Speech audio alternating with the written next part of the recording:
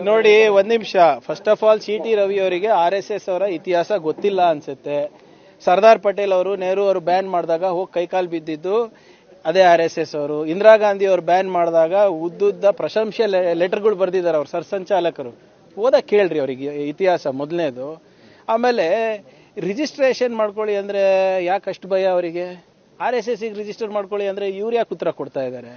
ಒಂದು ಕೆಲಸ ಮಾಡಿ, ಈಗ ತಾನೇ ನಮ್ಮ ಬೇರೆ ಮಾಧ್ಯಮ ಸ್ನೇಹಿತರಿಗೆ ಹೇಳ್ತಾ ಇದ್ದೆ, ನನಗನ ನಿಮ್ಮ ಯಾವುದು ಜಗನ್ನಾಥ್ ಭವನ್ ಅಲ್ಲ ಅವ್ರದ್ದು, ಜಗನ್ನಾಥ್ ಭವನ್ ಕೇಶವ ಕೃಪಾಗೋ ಕರೆಸಿ, ನನಗೆ ಕರೆಸ್ಬಿಟ್ಟು ಈ ಕಾನೂನು ಅಡಿನಲ್ಲಿ ನಮಗೆ ಸ್ವತಂತ್ರ ಇದೆ, ನಾವು ಯಾವುದೇ ಸರ್ಕಾರಿ ಸಂಸ್ಥೆಗಳಿಗಾಗಲಿ ಅಥವಾ ಸರ್ಕಾರಿಗಾಗಲಿ ನಾವು ಉತ್ತರ ಕೊಡೋ ಅಗತ್ಯ ಇಲ್ಲ ಅಂತ ತೋರಿಸ್ಬಿಡ್ಲಿ, ಅಥವಾ ನನ್ನ ಆಫೀಸಿಗನ ಬರಲಿ, ದಾಖಲೆಗಳು ತಗೊಂಡು ಬರಲಿ.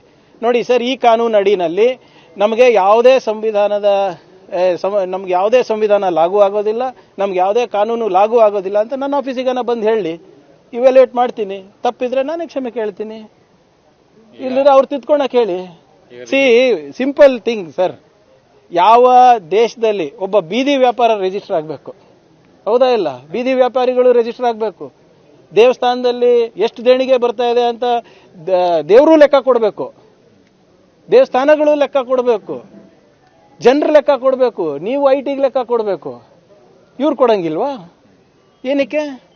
ಇವ್ರ ಮನ್ಸಿಗೆ ಬಂದಂಗೆ ಮಾಡ್ಬೋದಾ? ಯಾವ ಕಾನೂನು ಅಡಿನಲ್ಲಿ ಕೊಡಬೇಕು? ಮಾತಿದ್ರೆ ಬಾಡಿ ಆಫ್ ಇಂಡಿವಿಜುವಲ್ಸ್ ಅಂತಾರೆ. ನಿಮ್ಗೆ ಗೊತ್ತಿದೆಯಾ? Bangalore club also is a body of individuals.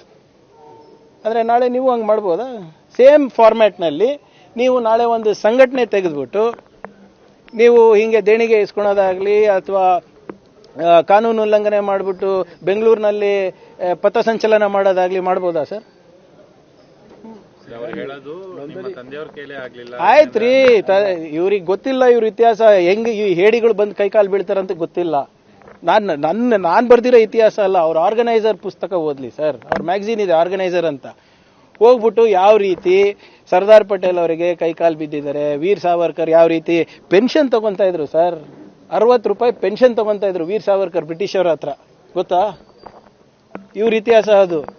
Indira ಗಾಂಧಿಗೆ ಪತ್ರ ಬರೆದಿದ್ರು ಸರ್, ಅವರ ಹಿಂದಿನ ಸರ್ಸಂಚಾಲಕರು, ಎಮರ್ಜೆನ್ಸಿ ದೇಶಕ್ಕೆ ಬಹಳ ಅಗತ್ಯ ಅಂತ. ಇವತ್ತು ನೋಡಿದ್ರೆ ಹಿಂಗ್ ಮಾತಾಡ್ತಾರೆ. ಅವ್ರ ಇತಿಹಾಸ ಓದ್ಕೊಂಡು ಬರ್ಲಿ, ಕೇಳಿ.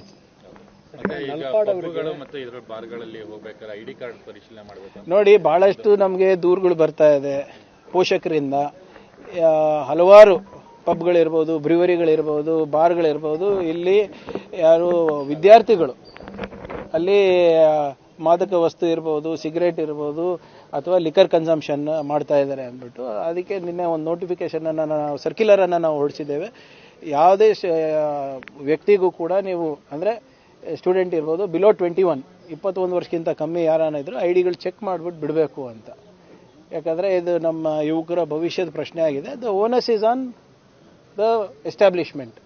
ಅವ್ರು ಪರಿಶೀಲನೆ ಮಾಡಬೇಕು, ಅವರು ನಿಯಂತ್ರಣ ಮಾಡಬೇಕು. ಒಂದ್ ವೇಳೆ ಅವ್ರು ನಿಯಂತ್ರಣ ಮಾಡಿಲ್ಲ ಅಂದ್ರೆ ನಾವು ಕ್ರಮ ತಗೋತೀವಿ. ನೆಹರು ಪ್ರಧಾನ ಮಂತ್ರಿ ಇದ್ರು, ಐ ವಿಲ್ ಕ್ರಶ್ RSS ಅಂದ್ರು. RSS ಇದೆ, ನೆಹರು ಇಲ್ಲ.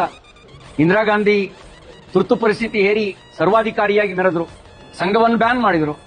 ಇಂದಿರಾ ಗಾಂಧಿ ಇಲ್ಲ. ಭಾರತ ಇದೆ, RSS ಇದೆ. ಇವರು ಪ್ರಿಯಾಂಕ್ ಖರ್ಗೆ ಅವರೇ, ನೀವು ಈಗ ನಿನ್ನೆ ಮೊನ್ನೆ ಹೋಮ್ ಮಿನಿಸ್ಟರ್ ಆಗಿದ್ರಿ, ನಿಮ್ಮ ಅಪ್ಪ ಮುಂಚೆನೆ ಆಗಿದ್ರು. ನಿಮ್ಮ ಅಪ್ಪನ ಕೈಲೇ ಏನು ಮಾಡಕ್ಕಾಗಲ್ಲ. ನೀವೇನ್ ಮಾಡ್ತೀರಿ? ನೀವು ಸರ್ವಾಧಿಕಾರಿ ಅಲ್ಲ. ಎಲ್ಲೋ 2-3 ರಾಜ್ಯಗಳಲ್ಲಿ ನೀವು ಅಧಿಕಾರದಲ್ಲಿ ಇದ್ದೀರಿ. ಅದು ಅಧಿಕಾರದ ಕೊನೆಯ ದಿನಗಳು, ನಿಮ್ಮ ಅಧಿಕಾರದ ಕೊನೆಯ ದಿನಗಳು, ನಿಮ್ಮ ಪಕ್ಷದ ಅಧಿಕಾರದ ಕೊನೆಯ ದಿನಗಳು. ನಿಮ್ಮ ಅಪ್ಪನ ಹಣೆ ಮುಂದಿನ ಸರಿ ನೀವು ಇಲ್ಲಿ ಕಾಂಗ್ರೆಸ್ ರಾಜ್ಯದಲ್ಲಿ ಅಧಿಕಾರಕ್ಕೆ ಬರಲ್ಲ. ಸಮಾಜದ ಒಳಗಿರೋ ಸಂಘಟನೆ ಬೇರೆ, ಇಡೀ ಸಮಾಜವನ್ನೇ ಸಂಘಟಿಸಬೇಕು ಅಂತ ಹೇಳಿ ವ್ಯಕ್ತಿಗೆ ಸಂಸ್ಕಾರ ಕೊಡುವಂತ ಸಂಘಟನೆ ಬೇರೆ. ನೀವೇನ್ ಮಾಡ್ತೀರಿ? ನಿಮ್ಮ ನಂತರವೂ RSS ಇರುತ್ತೆ. ಯಾಕೆ ಅಂದ್ರೆ RSS ರಾಷ್ಟ್ರೀಯ ಹಿತಕ್ಕಾಗಿ ಕೆಲಸ ಮಾಡ್ತಾ ಇದೆ, ಸಮಾಜವನ್ನು ಸಂಘಟಿಸುವ ಕೆಲಸ ಮಾಡ್ತಾ ಇದೆ, ವ್ಯಕ್ತಿಗೆ ಸಂಸ್ಕಾರ ಕೊಡೋ ಕೆಲಸ ಮಾಡ್ತಾ ಇದೆ. ಆ ವ್ಯಕ್ತಿಗೆ ಸಂಸ್ಕಾರ ಕೊಡೋ ಕೆಲಸ ಅದು ರಾಜಕೀಯ ಪ್ರೇರಿತವಾಗಿರೋದಲ್ಲ. ವ್ಯಕ್ತಿಗೆ ಸಂಸ್ಕಾರ ಕೊಡೋ ಕೆಲಸ ಅದು ಬಿಸ್ನೆಸ್ ಅಲ್ಲ, ನೋಂದಣಿ ಮಾಡ್ಕೊಳ್ಳಕ್ಕೆ ಅದು ಸಂಘ ಅಲ್ಲ, ಅದು ಬಿಸ್ನೆಸ್ ಅಲ್ಲ, ಅದು ಸಮಾಜವನ್ನು ಸಂಘಟಿಸುವ ಸಂಘಟನೆ, ಸಮಾಜದೊಳಗಿರುವಂತ ಒಂದು ಸಂಘಟನೆ ಅಲ್ಲ. ಮೆಂಡು ನ್ಯೂಸ್ ನೆಟ್ವರ್ಕ್, ಸತ್ಯದ ಕನ್ನಡಿ.